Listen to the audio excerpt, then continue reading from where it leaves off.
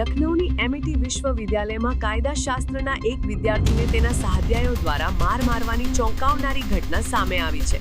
26 ઓગસ્ટના રોજ વિશ્વવિદ્યાલયના પાર્કિંગ વિસ્તારમાં પીડિત વિદ્યાર્થીને તેની જ ગાડીમાં બેસાડીને એક યુવક અને યુવતી દ્વારા 1.5 મિનિટમાં 26થી વધુ તમાચા મારવામાં આવ્યા હતા.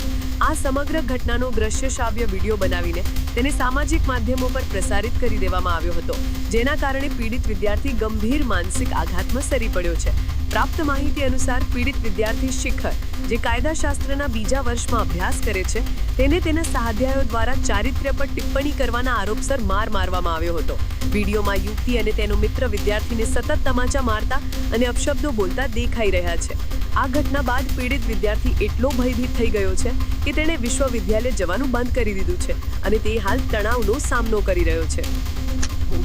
जानवी के बारे में बोलेगा हैं? तू सौम्य के बारे में बोलेगा?